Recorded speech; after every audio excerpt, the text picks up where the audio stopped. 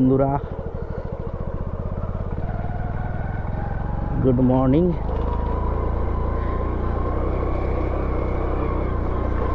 আজকের ওয়েদারটাও খুব সুন্দর।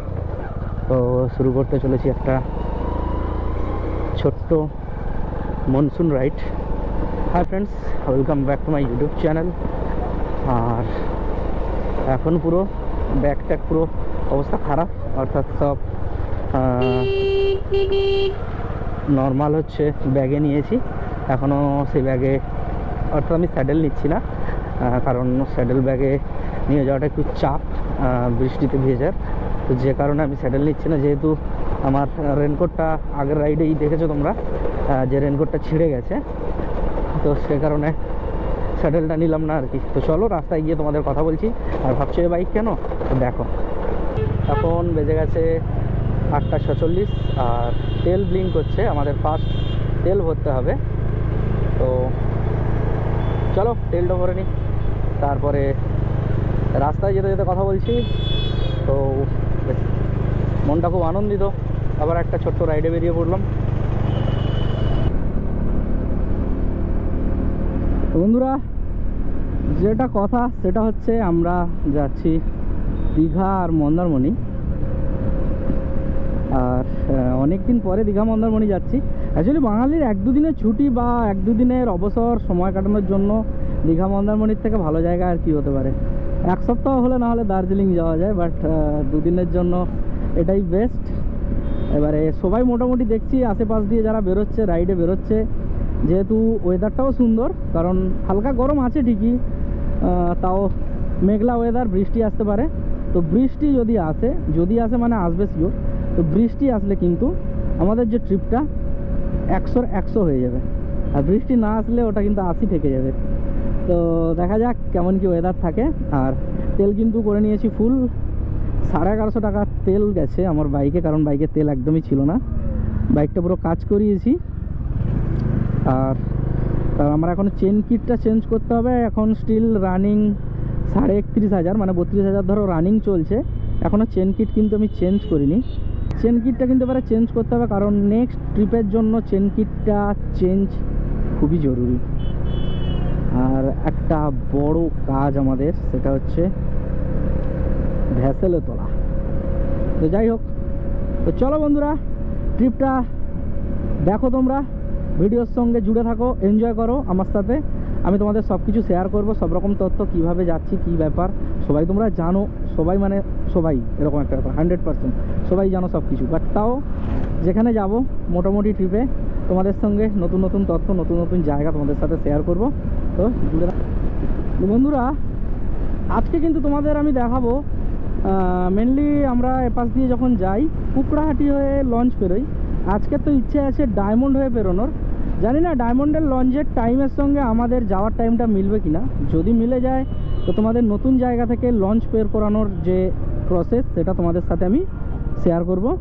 আর মাইক কেমন আওয়াজ আসছে তাও আমি জানি না, কারণ নতুন মাইক, আশা করছি ভালো আসবে, নয়েজ ক্যান্সেলেশন থাকবে।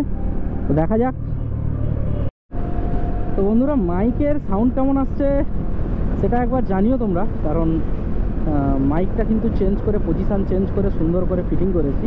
জানি না সাউন্ড কেমন আসছে, বাট সাউন্ড তো ভালো আসার কথা। তো এখন মোটামুটি 80-র উপরে গাড়ি আছে। তো এরকম স্পিডে যদি সাউন্ড ঠিকঠাক আসে, তার মানে তো লং রাইড এবারে জমে যাবে। তো বন্ধুরা, আমরা কিন্তু দেখতে দেখতে চলে এসেছি ডায়মন্ড হারবার। আর এই ডায়মন্ড হারবার থেকে যে লঞ্চটা ছাড়ে, আগে আমরা ওখানে খোঁজ নেব যে আমাদের এই টাইমে কোনো লঞ্চ আছে কি না।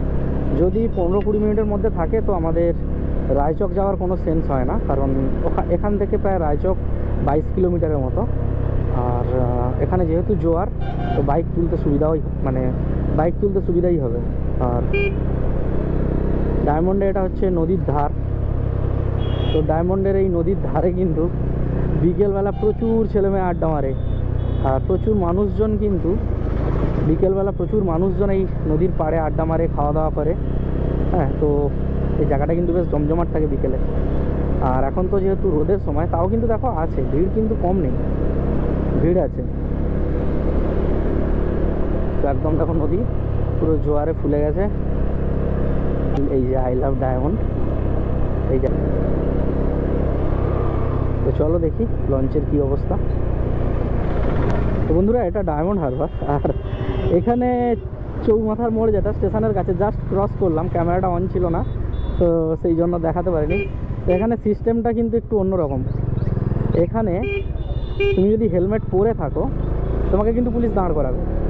আমার চোখের সামনে দুজন ছিল, একজন হেলমেট পরেছিল, একজন হেলমেট পরে ছিল না।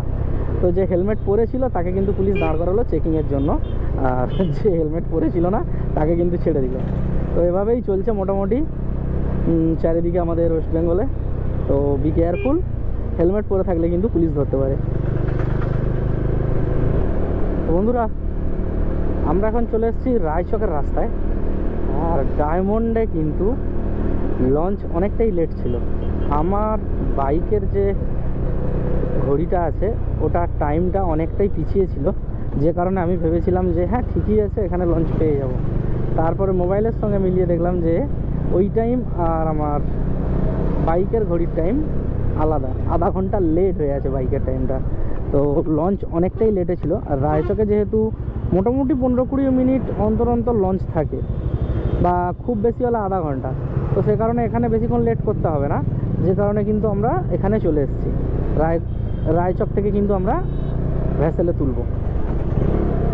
আজকে তোমাদের একটা নতুন রাস্তা দিয়ে মন্দারমণি নিয়ে যাব, এবং সেই রাস্তাটা কাঁথির কাছ থেকে কিন্তু ফাঁকাই থাকে আর নিরিবিলি, এবং তার ভিউটা কিন্তু মারাত্মক লেভেলে।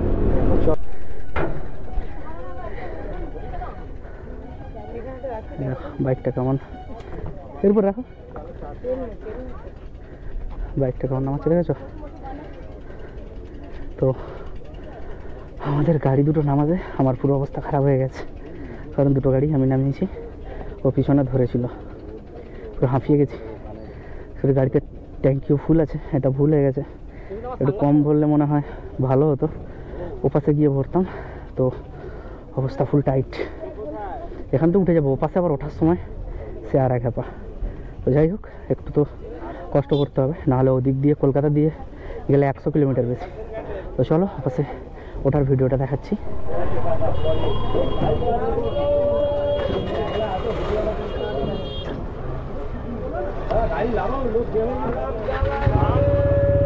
ও দেখো অবস্থা, এখান দিয়ে নামানোর অবস্থাটা দেখো, জানি না করবো কি না, বাট ট্রাই তো করি। এই রে খায়েছে খায়েছে খায়েছে, তোলা তোল তোল তোল ব্যাস। তো চলো দেখি।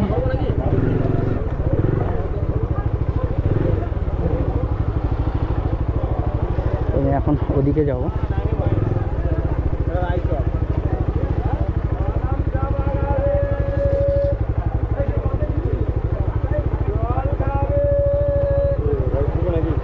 না না তুলো না,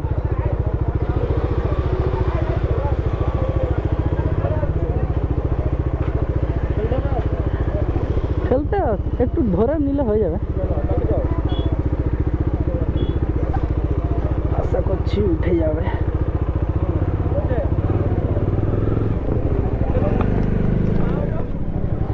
ওরে ভাই সাহ, ও বাবা কোমরের হাতটা ভেঙে গেল। তো বন্ধুরা এটাই হচ্ছে এখানকার প্রবলেম, বাকি তো সব ঠিক আছে।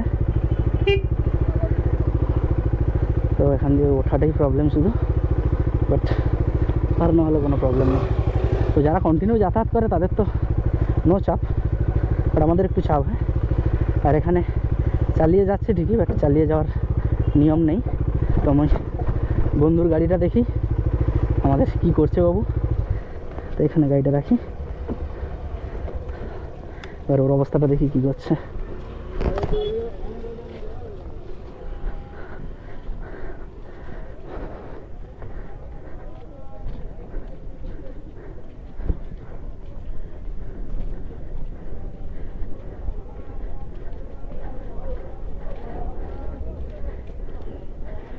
এখান থেকে মোটামুটি ওঠানামা করতে দমটা ভালোই হাঁপিয়ে যায়।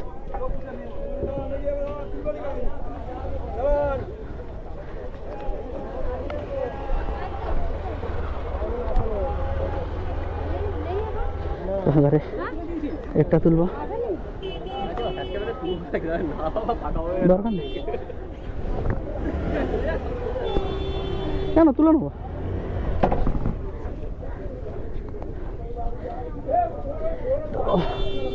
আরে রয়্যালের পালা। অপু, তুমি ভিডিওটা দেখছো? দাঁড়া একটু শুধু ধরে আর কিছু করতে হবে না।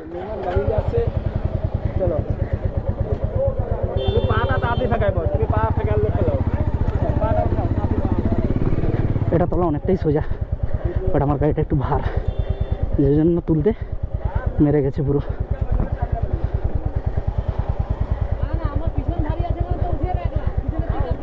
হ্যাঁ, তো এনার সঙ্গে পরিচয় হলে ইনিও রাইড করতেন, বাট একটা ছোট্ট অ্যাক্সিডেন্টের পরে ইনি রাইডটা মোটামুটি ছেড়ে দিয়েছে।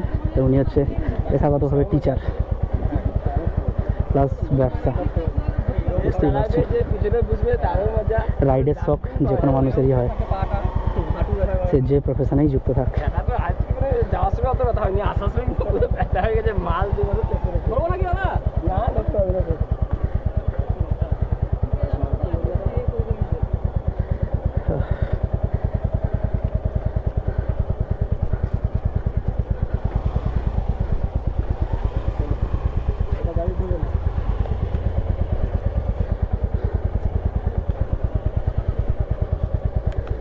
তো এই হলো ফের করা। আমরা কিন্তু রায়চক উঠেছি, রায়চক উঠে কিন্তু এই যে বাসের জাম লেগে গেছে। অ্যাকচুয়ালি লঞ্চ একটা এসছে প্লাস ভ্যাসেল, দুটো লোকজন তো একটু বেশি লোকজন হয়ে গেছে একত্রিত। তো চলো এবারে সামনে গিয়ে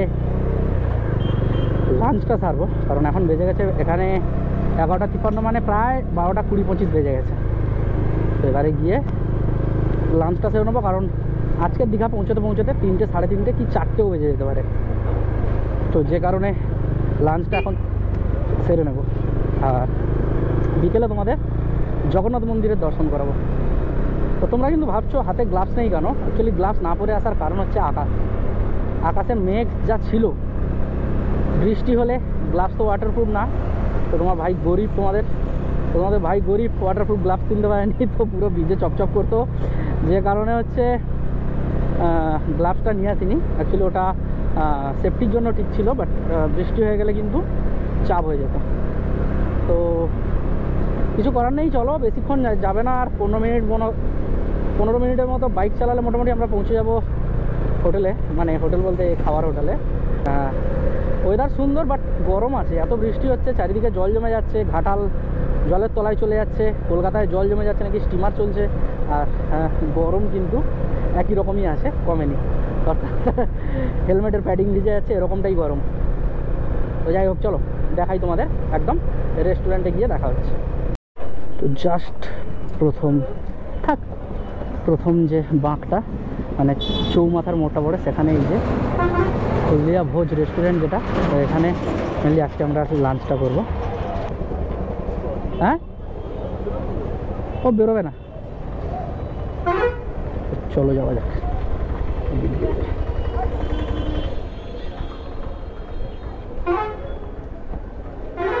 এখানে কিন্তু খাম্বার কাউন্টারও আছে, নিয়ে নেবো। বন্ধুরা, আমাদের কিন্তু দুপুরের লাঞ্চ কমপ্লিট। তো টোটাল আমরা 4 জন ছিলাম, আর নিয়েছিলাম 3 প্লেট, কারণ এখানে আমি এর আগেও খেয়েছি। তো এখানকার রান্নাটা সুপার লেভেলের করে। তো যদি এ পাশ দিয়ে কেউ আসো, অর্থাৎ কুকড়াহাটি হয়ে, তো অবশ্যই একবার ট্রাই করে যেও এই হোটেলটায়। তো হোটেলটা দারুণ রান্না, মানে রান্নার কোয়ালিটি, স্বাদ একদম অপূর্ব। টোটাল সব কিছু মিলে খরচ পড়েছে আমাদের 610 টাকা, অর্থাৎ 4 জনে পেট পূরণ খাওয়া উইথ চিকেন মাটন সব কিছু দিয়ে 610 টাকা। মানে বুঝতে পারছো, মানে মাথায় কত করে পড়ছে? 15×4=60, অর্থাৎ 150 টাকা করে। মানে অসাধারণ খাওয়া দাওয়া সত্যি। আর মোটামুটি ভাত যাবে 3টে ভাত 4 জন মিলে খাওয়া যাবে এরকম। তো আমরা 3টে ভাতই নিয়েছিলাম, 4 জন মিলে খেয়েছি। তো এবারে একদম সোজা দীঘা, কারণ মাঝখানে একটা জায়গায় হয়তো দাঁড়াবো টুকটাক একটু জল ফল খাওয়ার জন্য। আর যেহেতু গরম প্রচুর, জলটা অবশ্যই শরীরে লাগবে। আর এদিকে সম্ভবত বৃষ্টি হয়ে গেছে, রাস্তা দেখছি ভেজা, হ্যাঁ বৃষ্টি হয়েছে কিছুক্ষণ আগে, এখনও পুরো জল উড়ে যায়নি রাস্তা থেকে। তো যাই হোক, এই ছিল মোটামুটি খাওয়া দাওয়া। তো বুঝতেই পারছো এই গরমে তো খাওয়া দাওয়াটা মোটামুটি বাঙালিদের একটা অত্যাবশ্যকীয় ব্যাপার। বাঙালি মানেই কিন্তু একটা খাওয়া দাওয়ার ব্যাপার থাকে। তো আমরা বাইরে গেলে আমাদের যেটা প্রবলেম হয় সেটা কিন্তু খাওয়া দাওয়ারই, বাকি কিন্তু সব কিছুই ঠিকঠাক থাকে। তো মোটামুটি ভালোই বৃষ্টি হয়েছে, কারণ এরকম রাস্তায় জল শুষে নেয়, তো সেই রাস্তায় জল বেঁধে গেছে মানে বৃষ্টিটা ভালোই হয়েছে। তো চলো এবারে হাইওয়েতে উঠবো, অর্থাৎ হলদিয়ার সাথে নন্দকুমারের যে কানেক্ট হয়েছে যে মেন হাইওয়েটা, ওখানে উঠবো। তো চলো ওখানে এই যে একটা গেট টাইপ করা আছে, এখান দিয়েই কিন্তু আমাদের ডান দিকে নিয়ে নিতে হলো। আর এখানে আমাদের জাতির জনক অনেক উপরে। তো এটা হচ্ছে মেন হলদিয়াকে কানেক্ট করছে নন্দকুমারের সাথে হাইওয়ে। তো চলো গাড়িটা একটু ভাগিয়ে নিই, কারণ এখন বেজে গেছে প্রায় 1:30টার কাছাকাছি। আমাদের কিন্তু পৌঁছতে অনেকটা টাইম লেগে যাবে, তো আমরা একটু গাড়িটা টেনে নেবো। আর দেখো কি বড় বড় সব তেলের গাড়ি। এই তেলের গাড়ি কিন্তু আমাদের বাইকারদের একটা খুব লাগবে, বাড়িতে রেখে দেবো, যখন যাব বেশ খানিকটা তেল জারিকেনে করে ক্যারি করে নিয়ে যাব। তো ভাই লরিগুলো দেখলেই ভয় লাগে, এত বড় বড়। আমি জাস্ট একবার দেখতে চাই যে হাই স্পিডে আমার মাইক কতটা কাজ করছে না হাওয়া লাগছে। তো এখন মোটামুটি আমরা আছি 90-এর উপরে। তো মাইক থেকে আওয়াজ কেমন আসছে দেখো, তাহলে তো নেক্সট লং রাইডে সেই লেভেলের মজা হবে। এখন প্রায় 100 ছুঁই, আর এই সময় যদি আমার মাইক ঠিকঠাক কাজ করে তো নেক্সট লং রাইড পুরো জমে ক্ষীর। 101 আশা করি ঠিকঠাক আসবে, আশা করছি, বাট জানি না কতটা কি হবে। তো আমরা কিন্তু চলে এসেছি দীঘা রুটে, আর এবার থেকে কিন্তু খুব সাবধানে চালাতে হবে, কারণ এই রুটটা কিন্তু সিঙ্গেল লেন।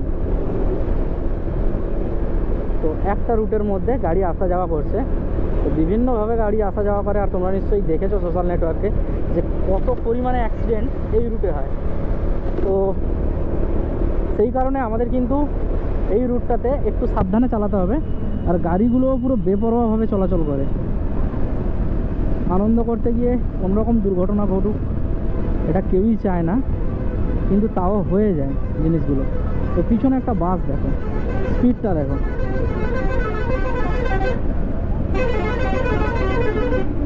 ও রেসের ঘোড়া, ও বাবারে হাত যা নাড়ছে যেন পিটির মাস্টার। আবার কিন্তু এখানে দাঁড়িয়েছে, একটু জল, আইসক্রিম, লস্যি এগুলো খেলাম। এবারে সোজা যাব, আর কোথাও দাঁড়াবো না। তো ব্রেক জানোয়ার হয়ে গেছে। তো এবারে তো এবারে চলো যাওয়া যাক।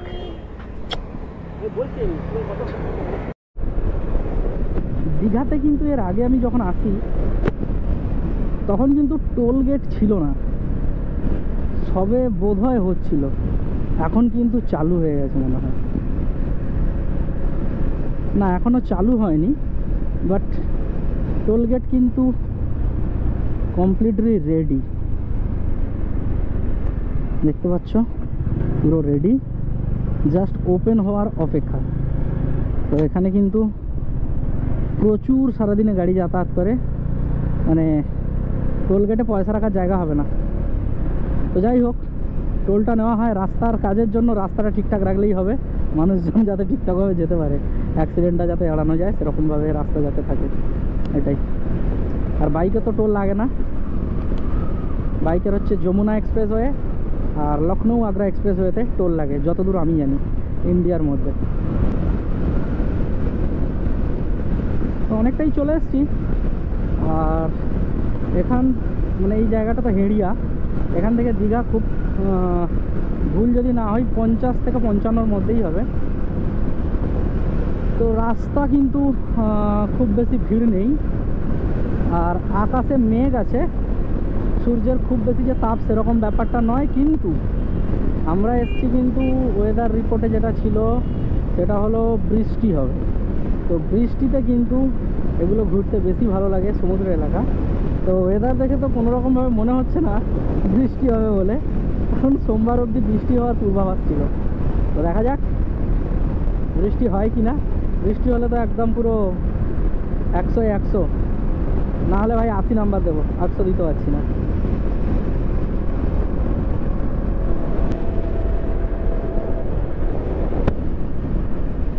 তো বন্ধুরা, আমি যে রাস্তাটার কথা বলেছিলাম সেটাই সোজা গিয়ে ডান দিক না গিয়ে এই কাঁথির যে রাস্তাটা, এই কাঁথির দিকে গিয়ে ডান দিক যেতে হবে, তাহলে চলে যাবো মন্দারমণির ওই রাস্তায়।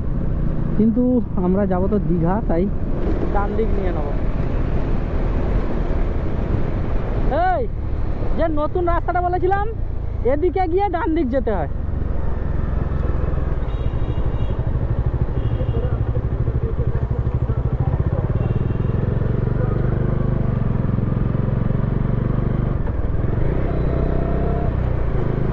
নতুন যে রাস্তাটা বাম দিক ছিল, তো আমরা তো ডান দিক নিয়ে নিলাম, দীঘা সোজা যাচ্ছি। যদি মন্দারমণি আজকে যেতাম তাহলে আমরা কিন্তু ওই রাস্তা দিয়ে যেতাম, একদম পুরো ছোট্ট একটা নদী আছে তার পাশ দিয়ে তারপরে পুরো সমুদ্রের পাশ দিয়ে, দারুণ রাস্তা। বন্ধুরা, আমরা দীঘার কাছাকাছি চলে এসেছি, আর বাকি 24 কিলোমিটার। এখান থেকে দেখো এই যে জায়গাটা, অর্থাৎ এটা চাউলখোলা বলে, এখান থেকে বাম দিকে গেলে কিন্তু মন্দারমণি পড়ছে, অর্থাৎ এই পুলিশ চেকপোস্ট থেকে বাম দিক, এই যে বাম দিকের রাস্তাটা, এদিকে মন্দারমণি। বেশি দূর না, এখান থেকে 10 কিলোমিটার মতো গেলে মন্দারমণি, আর এদিকে 20 কিলোমিটার দীঘা। তো রাস্তাটা খুব ন্যারো, এটাই সমস্যা এখানকার। আর রাস্তা চওড়া করার জায়গাও নেই, দু সাইডে মোটামুটি স্কুল কলেজ কিছু না কিছু প্রতিষ্ঠান আছে। ও বাম্পারও খুব রাস্তায়। তো এখন বেজে গেছে 3:30 মতো, অর্থাৎ 3:30 মতো। আর আমাদের সামনে চলে এসছে সেই সুন্দরী টাইপ, অর্থাৎ চেনা পরিচিত দীঘার যে গেট, যেটা কিন্তু আমাদের বাঙালিদের সবার মোটামুটি খুবই চেনা, এবং এই গেটটার মধ্যে একটা আবেগ লুকিয়ে থাকে, মানে আমাদের বাঙালিদের কিন্তু একটা আবেগ এই গেটটার মধ্যে লুকিয়ে থাকে। কি সুন্দর দেখো গেটটা, সত্যি গেটটা দেখতে যেরকম সেরকম এটা বাঙালিদের কাছে চেনা পরিচিত একটা গেট, যেটা দেখলে যে কোনো বাঙালি বলে দেবে এটা দীঘার গেট। দীঘা শুরু হয়ে গেল প্রায় বলতে পারো, চারিদিকে মোটামুটি হোটেলের ছড়াছড়ি, কিন্তু গিয়ে রুম পাবে না, আর যদিও পাও এসি রুম 3000 টাকা থেকে স্টার্টিং। এটাই হচ্ছে এখনকার দীঘা। একটা সময় দীঘা ছিল 600-700 টাকা থেকে এসি রুম পাওয়া যেত, আমরা নিজেরাই এসে থেকেছি। তো যত দিনের পর দিন লোক বাড়ছে, তত হোটেল মালিকরাও একটু বেশি করে চার্জ করছে, কারণ এত দূর এসে কেউ ফিরে যেতে তো চাইবে না, একটু বেশি চার্জ করলেও থেকে যাবে, যে কারণে। আর আমরা কিন্তু দেখা পেয়ে গেছি সমুদ্রের, যে জন্য দীঘায় আসা। ওই দেখো দূরে পুরো সমুদ্র, এই সোজা দেখা যাচ্ছে, ওই দেখো।